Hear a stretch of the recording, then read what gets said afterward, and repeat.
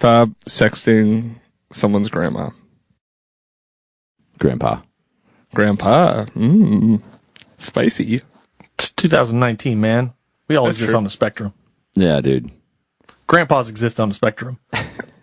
Oof. It started out as a prostate check and it just went somewhere. Maybe we should just cancel the podcast. Maybe that's the best idea. All right. Welcome back to the This Sounds Better podcast. This is over, and I hate my life. This sounds better. An audio engineering podcast for everyone. Welcome back to the This Sounds Better podcast with Miles Walker, Jason Kingsland, and myself, Alex Tumay. As we start to wrap up the season, we're going to really touch upon a lot of the topics that we had already been talking about this season, but we really didn't get a chance to go deep into. And one of the topics we kind of already started talking about, but not really, is freelance engineering versus studio engineering. And what's the difference and what's life as both like? Well, I know when I started, the industry was definitely a little different, but being a staff engineer was a pretty common workflow. There was a lot of big rooms, big studios, and this was in Nashville as well as in Atlanta. And that was like a main goal when you were an intern, was to hopefully become part of the staff of the people that were there and available to any client that came in and needed an outside engineer, or maybe they had their own engineer, but you were the assistant who really knew the room. So when I was starting, the main goal was to be a studio engineer. I think for me, it's funny because one thing I told myself when I first got a studio engineering job is that I would never want to be a freelance engineer, because I really liked being in a studio all the time. I really liked the fact that I had a guaranteed job. I had guaranteed work that I didn't have to go find. I was able to record whenever. I was able to mix whenever I got the chance. And I was able to just kind of relax in between in a building, and everything was kind of like planned out for me. And that was nice. I think the interesting thing about how all three of us came up is that we were coming up through a probably more traditional system of go clean the fucking toilet, make the coffee, become the assistant, throw the patches. Now you're the guy in the chair doing the sessions. You're throwing up the mics, you're setting the compressor, what the fuck ever. And nowadays, I think that it's interesting because there's kind of this weird, probably hybrid state where you're kind of more of a freelancer by proxy of being a studio owner, right? Like, you're where the fuck ever, and you can be the only guy that's in your market that has like an iMac with an interface and a decent mic, and you're going out and getting into it and kind of maybe farming up from scratch. And I think it's interesting because those two responsibilities are starting to kind of fuse together in a way. You know what I mean? Like, and I have tons of clients that work like that. I feel bad for people that maybe don't get the chance to live both and then decide what works better for them. Like you mentioned, Jason, I do think being that hybrid new person is what's the most common quote unquote engineering these days. And, to all the people out there doing it, keep doing a good job and work on your come up. But if you did have the chance to actually be inside of a studio, like Alex mentioned, there were some really great benefits of, knowing that your work was going to kind of come in and be rationed out to you and the other fellow studio engineers, and that you had a community you could always be around. Another one that you didn't mention that was really great is they were taking care of all of your billing. For most studios, it's always up to them, but typically you'd be paid monthly, as the sessions came in, and like that would be it. You didn't really have to worry about billing an outside client wherever they were from. And that's something that I think freelancers have to worry about right off the bat. So what a great difference that is. Yeah, and being a staff engineer at a studio is kind of great. I mean, I came in very much under the old guard system where I did clean the toilets, did make the coffee, did throw the patches, and then sat in the chair. And there can be a lot that can be gleaned about it. For me, one of the main things is that you're getting to interact with lots of different people that have your same skill set. So you've got something to learn from. Like there was for me, I became a staff engineer probably a little underqualified, being brutally honest with myself. And there was a second, and you guys might know this guy, that Tom Tapley came in and did some sessions. Oh, shout out Tom. Yeah, shout out Tom. Tom was a big rock producers engineer here in town. And there was like a year when I was 23 years old that I just would cling tight to like the 15 tricks I picked up from Tom over 8 hours one day. And that's an excellent benefit of that system. I think for me, I have a lot of the same experience where I actually learned a lot from one of my assistants at DARP because he was a lot more well-versed in the rap world and he kind of came like way up the ladder very fast. And I was just kind of the guy that was in charge of the studio. And me and him, through like a healthy competition, working next to each other, learned a lot from each other. And like, we were competing, but definitely were trying to build each other up the whole time. That's definitely similar to my experience too, because even though I had started in Nashville and I had a lot of experience tracking country stuff and a lot of like live miking techniques, once I came to Atlanta, it was about becoming more well-versed in the recording rap world because that's what I was doing, especially at that point in time. And there was a great engineer at Patchwork named Nico who he would give me like techniques of how he would record his rap vocals. And I'd be like, yeah, and here's how you record a trumpet. And like, we would kind of like switch ideas back and forth. And I feel like when you're in a studio environment, it's really easy to get those ideas flowing from engineer to engineer. Whereas like if you're freelance and you're on your own, you know, you're developing your own skills and maybe you're using resources online, but you don't get that day-to-day interaction of like all being in one building, sharing ideas. Hey, I saw this on the session last night. And that's a real valuable thing, I think, to help people develop their chops. Funny enough, this podcast has become that for me because I don't have, I've talked about it on another episode. I don't really have the friendly competition anymore. You know what I mean?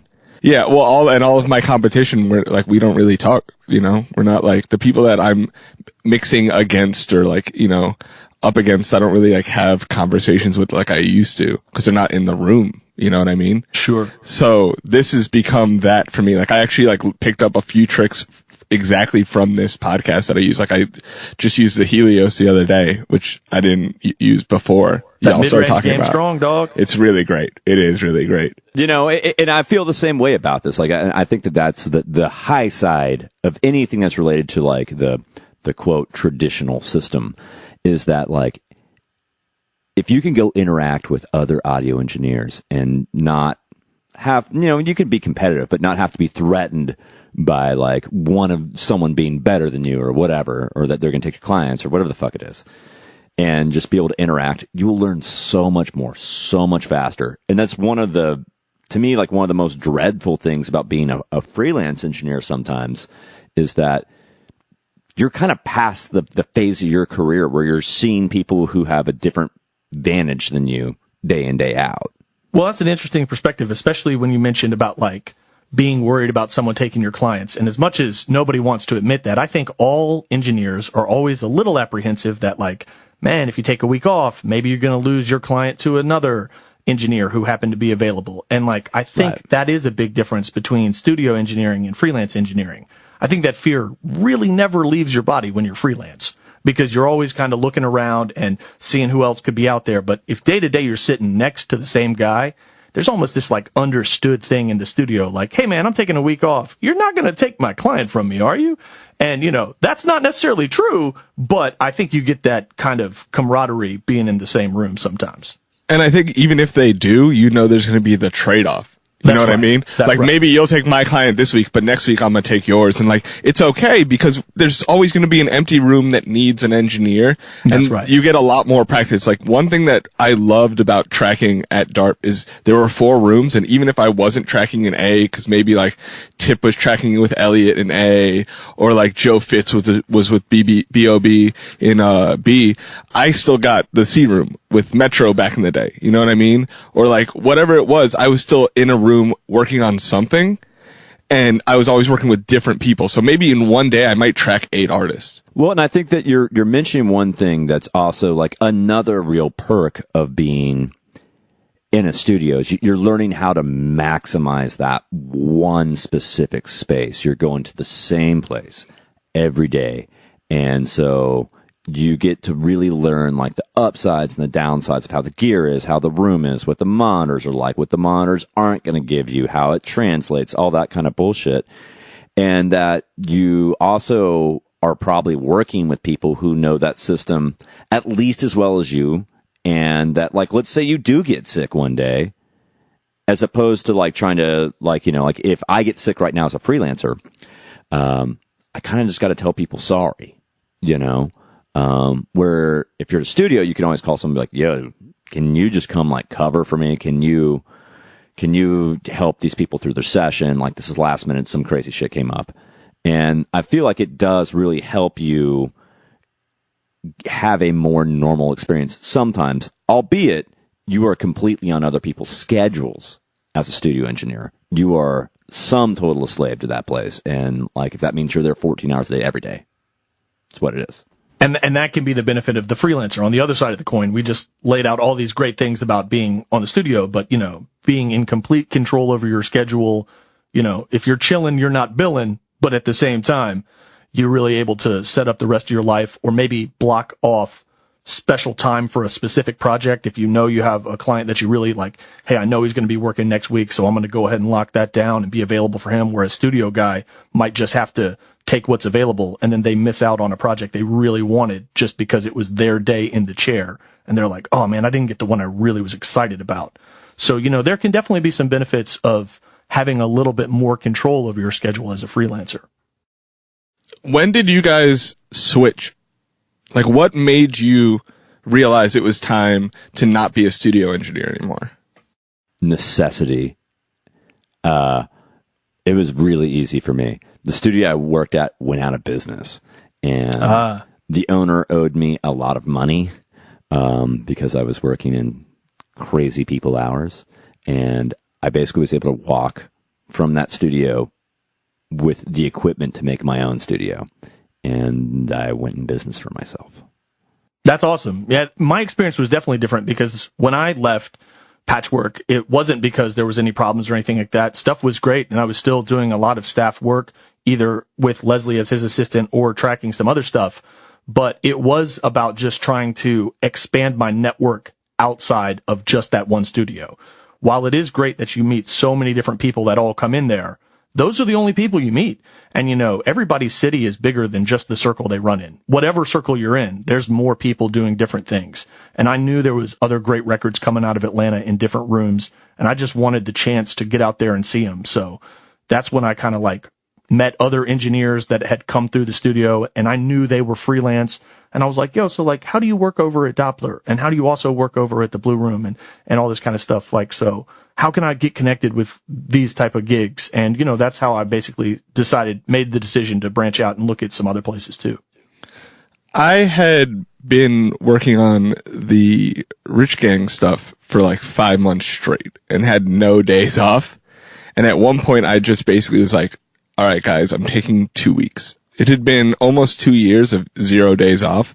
And I was like, I'm taking 2 weeks. And during those 2 weeks, I got the offer to go to LA and work on Rodeo, which is my first time ever getting someone else to pay for my flight or a hotel or anything like that. And I was like, this sounds amazing because I've been in the same room for 2 years straight. And like, I feel like there's probably sunlight in LA, I feel like they might have like a room with a light or like, Little did you know. Yeah.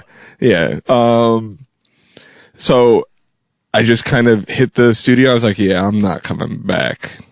And I went and worked on Rodeo, and then I went on the tour, and then we did Barter 6. And from then on, it was just like, I'll just figure it out. Like I should just be able to figure it out, and then maybe I'll get some more time, which I found out wasn't the case because I became a full-time engineer for Thug like immediately after, but But your reasoning was kind of the same. You expanded your network, and then because your network was bigger, you're like, I can be freelance now. I don't have to be staff and just wait for work to come to me. I know enough people that are working, and whenever they want to work, I can reach out to them or they can reach out to me, and then my network's going to keep me as busy as if I was on staff at a place. So I think that can be a deciding factor for a lot of people, is just when they feel really comfortable about their network being big enough to support them, not having to rely on a studio in that space.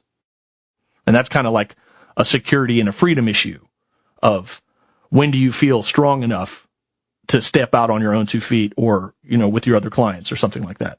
Well, I think that's one real perk, again, of like in the transition state, because I do think there's actually something reasonably pointed out about something. We're talking about having a studio gig versus like in the transition of becoming a freelance engineer, which isn't exactly the modern paradigm. There's a lot of people who just start off freelance off the rip. And so their stories may be different with this. But, for me, I definitely think that a lot of the perk of being a studio engineer is that, like, when I walked out to be a freelance guy, I had, like, 6 reasonably established clients that, like, I knew it would maybe be a slim year, but it'd be a year. Like, it's not me living under 285 yet. I think all 3 of us kind of would come to the same conclusion from this discussion, which is we would all recommend that any engineer with the ability to go be a studio engineer when they start out, do it. Because as good as you think you are, you're going to learn something from the people around you. Totally. As many clients as you think you have, you'll make more. And if you're as good as you think you are, you will clean up in a year or 2, and you will have 10 times as many clients calling you all the time, because every good engineer I know that sat in a studio was busier than anyone else for a very long time. And eventually they said, I don't need to be this busy, and I can make more money being less busy as long as I can dictate my own prices. And that's when they kind of made the choice to move. Another great thing that can happen is you just meet more people, because sometimes if you're freelance, you need to work with the work that comes your way, because you're just trying to make dollars meet. But if you're getting that studio position where you can meet different people and you'd be like, cool, I worked with them for a week, we're not a good fit. You can take a pass on it next time they come back into the room. And, you might keep taking that pass here and there, but eventually you might meet that really special client that you kind of want to make your main client. And that's something I think a lot of engineers strive for, and maybe should strive for if it suits their personality, the chance to spend more time with one producer or one artist and really help them like dial in their specific sound and help them go to the next level of their career. And in turn, you kind of move along with them and move to your next level of your career by spending that kind of time together. So as someone has one main client and a couple like main producer clients, I will say that one thing that has gotten me more clients than anything is the cosign from artists and producers that believe in me. Like Metro and Thug together have gotten me, and now Kenny Beats have gotten me more work than I could ever got on my own, because no one wants to hear you tell them that you're good. But if an artist that they respect is like, you need to try my engineer out, like you should let him mix your stuff, or a producer says that, they're going to give you a shot. And I think that working in a studio gives you the opportunity to meet a lot more people, that where you can find a person that not only you work well with and likes your work, but that you enjoy being around, which I was lucky enough to do. Like, I love working with Metro. I love working with Thug. I love working with Kenny Beats. Like, and I wouldn't have found any of them if it wasn't for DARP. And putting all that time in there and working with everybody that I worked with and finding the artists that like really gelled creatively. Cause in those situations, you don't have to talk. You know what I mean? Sure. You don't have to argue. There's no getting yelled at. There's, hey man, we're here to work. How you doing? Let's talk for a second, like hang out and then get to work. What's funny is I didn't find my client that I really connected with until I went freelance. I was at the one place and I met a lot of different people, but it took me leaving and going out on my own and meeting new people further in my network to finally find Stargate. And that's what it was for me too, when I was able to like connect with them and like, oh, we're a really good fit. And we worked together for close to a decade and all that kind of stuff. So it's funny how you know when you get there, but you don't always know where it's coming from. I have definitely been on both sides of the glass of saying, do you want to have a fundamental client, which is kind of what you guys are both talking about. Like, should you find someone who is your person that is the main source of income for a while once you're a freelancer? And I will make this point is that can be wonderful and that can be really bad. There are definitely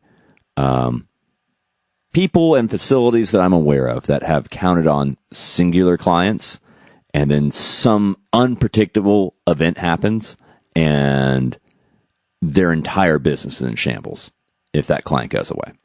And on the other hand, if you garner some long-term relationship like with you and Stargate, Miles, that's right. Great. It probably introduced you to tons of people, and Exactly. tons It was fantastic. of work, and it helped, like, really build you up. You get in some big hits, you've got a great relationship, but it's also making you focus on that one person and building that one relationship, and you know that it's the right one. And to me, a lot of the trick here is finding a way of divining, are you investing your time and effort with the client, in quotes. And I have a lot of experience, I think, with finding the right client, because one thing I told myself, because of lessons I learned from other engineers when I had first gone out on my own, is that I never wanted to have a primary client. I wanted to work with whoever called and then move on and then find someone else and move on. And I was wrong. To me, I was wrong. My thought process was wrong, because I don't believe that is the right way to operate. And I think that finding a primary client is actually really good, but what's important is finding the right primary client.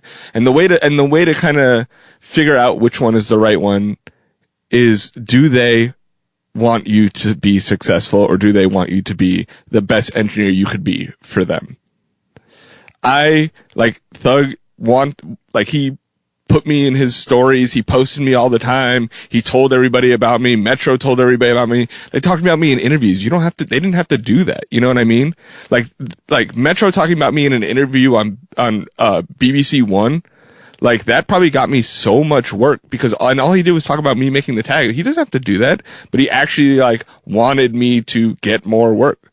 He told people that I was a good engineer. You know what I mean? And that's where a good primary client starts to, pay off, because all that work you put in is being handed back to you tenfold, because you wouldn't have those clients without them.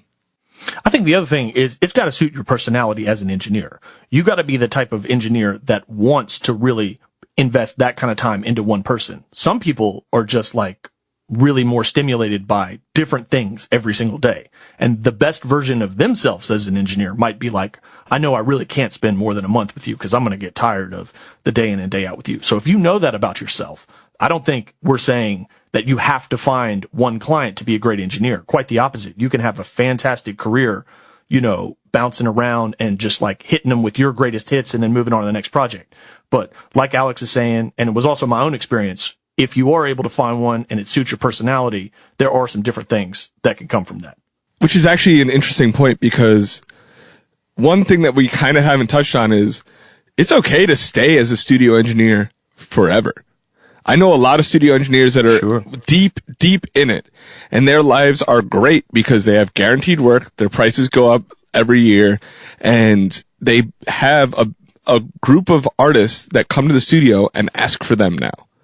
And that's the same, it's basically ostensibly the same thing as being a freelance engineer with built-in management and a built-in studio that you're comfortable with. Well, and I think that kind of launches into the management topic in general, is at some point you become busy enough to where you may desire to have someone help you give some direction or shape to your career, and where the up and down ticks of it, and what is studio management doing for you versus what is freelance, producer, engineer, mixer management doing for you, and what experience do you guys have with that?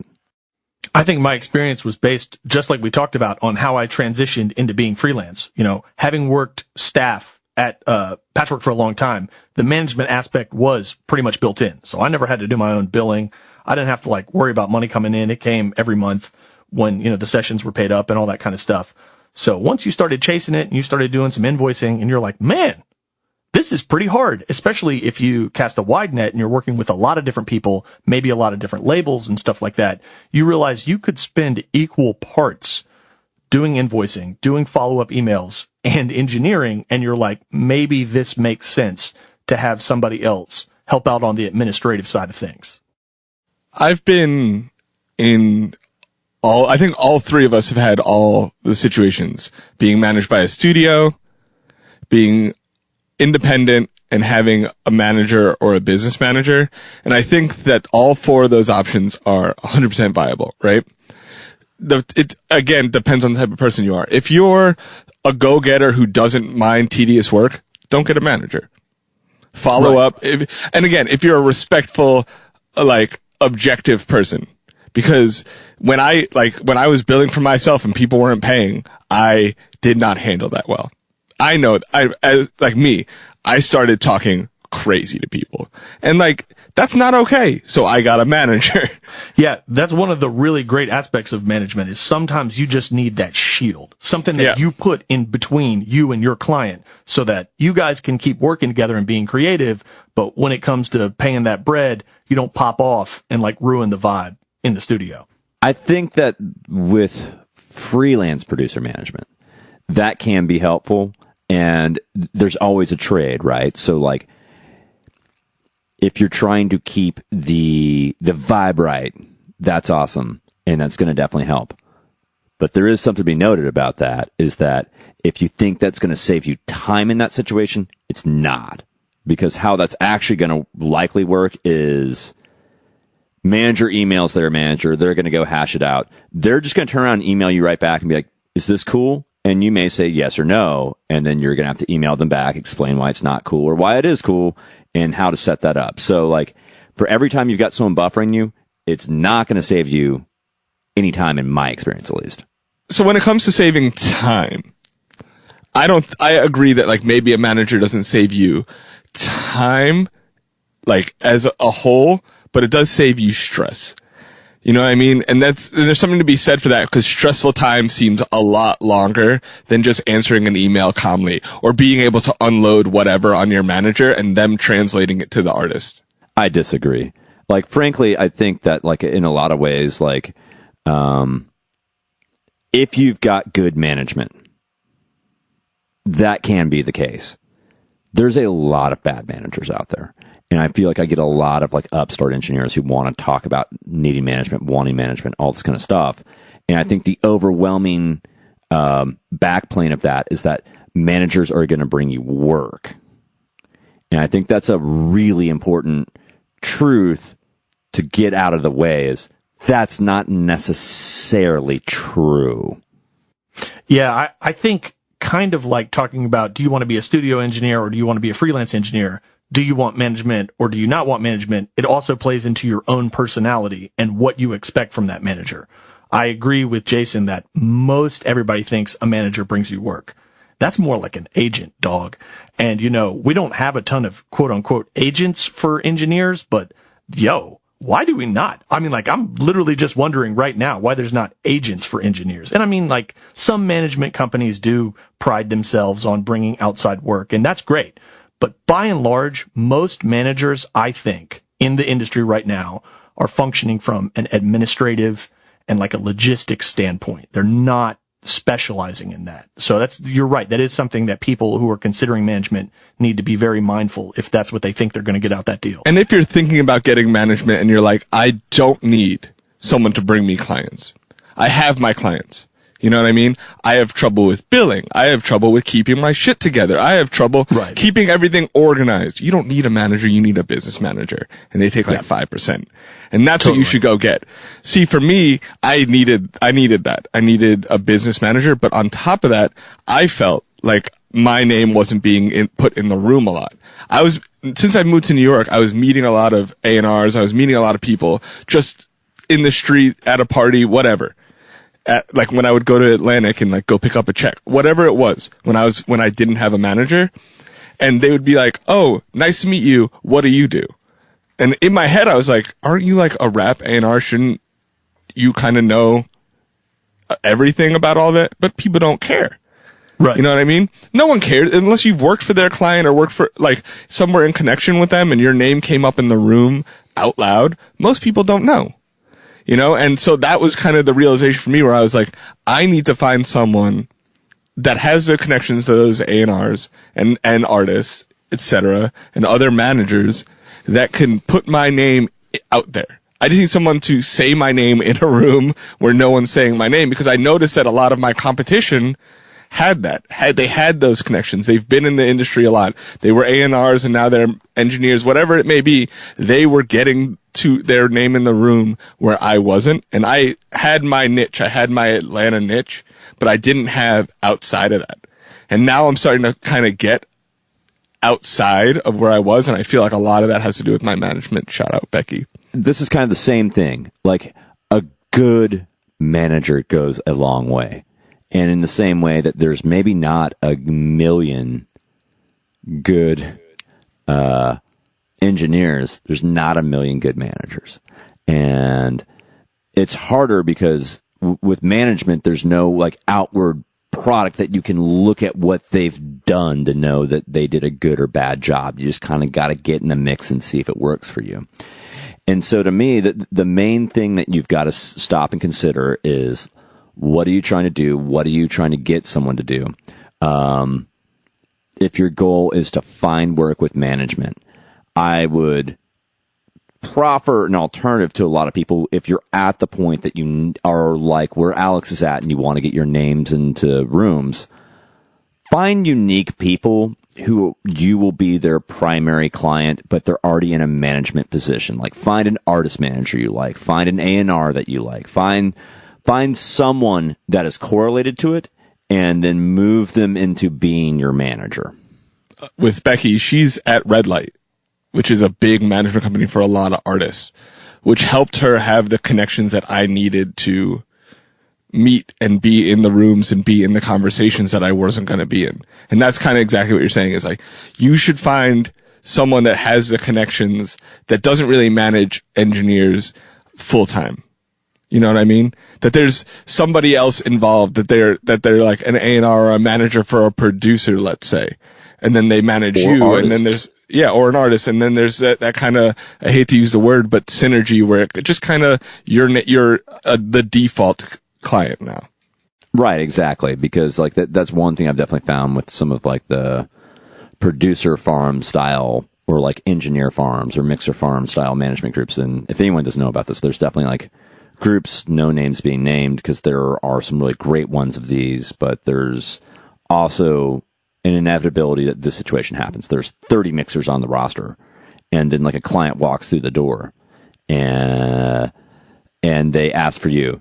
And they're saying like, well, we kind of need this done on this schedule, right? And maybe you can't make it work exactly on that timetable, but you can get it really close. If that remotely jeopardizes the gig, then sometimes like the management will be like, well, you know, he can't exactly do it, but we've got 19 other guys that can exactly do this job.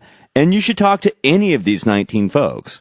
And for them, they're just trying to keep the job in-house, but not necessarily in your house. What's interesting hearing about this is basically you're describing a scenario where the management company is acting like a studio, and now you're all becoming staff engineers all over again. And I know that's not exactly where it was going, or exactly even their intentions. So because good. Their intentions are to, you know, help that individual engineer get to that next level, get the individualized attention they need, put their name in rooms that they hadn't been in before. But it can't help but notice that there are certainly some parallels of going back under that giant umbrella where everybody's quote unquote back in together. That's good, man. Anyways, guys, my whole thought here is, if you're getting into management, weigh out what you need, be very clear and concise about it, and find the person that's going to do the most responsible job for you for the best price you can get. I know when we first started talking about, one of the things that managers can do, especially if they're a business manager, is talking about that billing. And that's something, you know, I know we've talked about before about invoicing and stuff like that, but that's something I think, whether you are freelance or whatever else, you need to have an understanding of, like, when you're sending out an invoice, who are you sending it to? Are we talking about label? Are we talking about indie? And how does it differ? Rates, paperwork, all that kind of stuff. What's been your experience with that, Alex? Well, I mean, for me, when I was billing for myself, I literally had to ask the first person I billed what an invoice looked like. Like, what's an engineering invoice look like? You know, I've seen an invoice for, like, you know, car parts, you know. I think that was probably the only time I'd seen an invoice from like Jiffy Lube or some shit. And I was like, do I write it like that? Jiffy Lube is mad concise. They're showing you all the details. But yeah, it's exactly like that. It really is. Exactly It's like just like that. It's like, obviously you don't write like carburetor fucking whatever, but you write like the song, the quantity, or the album, the quantity of songs, the amount per, and then you write the total, and then you invoice. But obviously you need to itemize it as much as possible to get the most you can get from it. But also when you're talking to labels, the most important thing is getting a PO. That's right. And a PO isn't 100% a guarantee that you're going to get paid, but it's a guarantee that you're in the system to get paid. And before that, there is no guarantee. And it doesn't matter what anyone tells you, get a PO. That's something we didn't talk about when we were mentioning POs, is like, while you want to reach out and do that, you also mentioned being in the system. And if we're talking about working for major label stuff, almost all the major labels require you to be a vendor. Now, if you're an individual or if you work for your own LLC or your own company, either way, you have a tax ID. And you need to establish that with them ahead of time so that you're a vendor in their system, so that way they can administer you a PO. If you're just like, hey man, I need a PO. I'm Miles. They're going to be like, cool. Well, like, how do we know we're going to make the checkout to? How do we know where to mail that? And, all of these companies have systems online, but functionally you just want to speak to the A&R, or in the case there might be an admin A&R, and they're going to be over the project. And that's who you're going to reach out to make sure you're in a system, make sure you're lined up, and all that kind of stuff moving forward. Before you turn in the work. That's right. Before you turn in the work, everybody. Before you turn in the work. Before you even take the session, if you're talking about tracking. I mean, you really should make sure that, if you're going to do any work that's getting delivered, or you're going to do any work that requires time from your standpoint, you have some paper trail of like, cool, this is approved. You're going to know how to pay me after this. And those can't be stressed enough, because I know when you're a young engineer and you're getting going, you just want to get in the room as fast as possible. Here's what I usually do. Fuck you. Which one? Who's going to go? You pointed up! Yeah. No, you did the point back thing. And then you pointed up again. That's your fault. Here, can we paper, rock, scissors it right now? I was just going to say that brings us to the difference between billing for mixing versus billing for recording. That's all, because you're talking about recording. Well, I mean, it's all billing. You know what I mean? Like, who gives a shit? But you're right. That is a point to highlight it out. Who's got the thing that they want to go with about that? Jason, let me throw one thing in. I actually have a reasonable point, because it's something that's global. I think that one other thing that I found with this is that you need to have some type of like pre-made out paperwork that you refresh every year. That is, when I send in an initial like invoice or anything into any record label, any client that's of like corporate stature, not just like a friend or a buddy, I have a one sheet that includes a W-9, a wire sheet for myself. I have a contact sheet. I have all of that info on my invoice as well. But I try to be so absurdly thorough in what I send in that there will never be any mistake as to who I am, what my tax situation is, how I want you to bill, if it's, to me, my company, whatever that is. And I have it set up both ways. For the rare instance I got to do it as me. But having that info around, and I keep it in a Dropbox that I can just like immediately forward to someone. So one thing that I am just now getting on top of, and I talked about it a little bit online this week, is the financial side of it all, And I think that's something that's very important for people that are just getting into this industry is to realize is that when you get paid, take half of that money and put it somewhere else, because it's not yours. Either it's taxes, it's savings, it's paying your manager, it's paying your tax attorney, it's paying someone or the government, and it's not yours. If you get a little bit extra of it because they did a good job, then you save it, but you don't know when your next job is. You don't know a lot of things. You should put some of that money, at least half of it, somewhere else and don't touch it. There's also some good tax steps you can do to make that blow a little bit softer. We have talked about incorporating if that's important for you. But another thing you can do, even if you're just an individual, is get over to the quarterly system. A lot of people, if you just pay taxes once a year, like most W-9 based jobs, and you've had a big year as an engineer and you haven't been pulling aside that 50%, whatever you need to save, you're going to get hit with a big number and you're going to be really shocked. Like, where did this come from? But if you prepare quarterly, you can kind of estimate your income or base it on the previous tax year up to 10% of that within 10% of that and pay that in for no tax penalty. You'll still have to be current for the year, pay what you made during that year, but there'll be no tax penalty if you've been paying in the quarters leading up to that. I think another really easy thing that you can do here is once you're making enough cash, consider just hiring a business manager. Frequently, there's a system that basically you will pay 5% of like your sum total income. And included within that is basically complete bill pay situation where they're going to cover all of your overhead. They're going to make sure everything's cool. They're going to they'll help you doing credit, any of that kind of stuff. They'll pull the taxes for you, make sure the taxes get paid. And it kind of makes it easy. And I can think of there's 16 different firms I can think of in Nashville that just do this for you. You sign up with them and, it's 5%, which is, you're going like, God, it's 5%. But all said and done, much easier than having to then go pay an accountant hourly, any good accountant, to sort through the entirety of your year's worth of shit. And then you've got to have your invoices and all this other stuff, all submitted into this person. And then now you've got extra hours, etc. For me, the business manager is by far the easy system there. So I guess in summation, maybe get a manager, definitely get a business manager, maybe be a studio engineer, maybe be a freelancer, definitely do your taxes, definitely save some money. So for the This Sounds Better podcast, this has been Jason Kingsland, Miles Walker, and myself, Alex Tumay. Definitely maybe. Wildly unhelpful. Do whatever. Fuck you.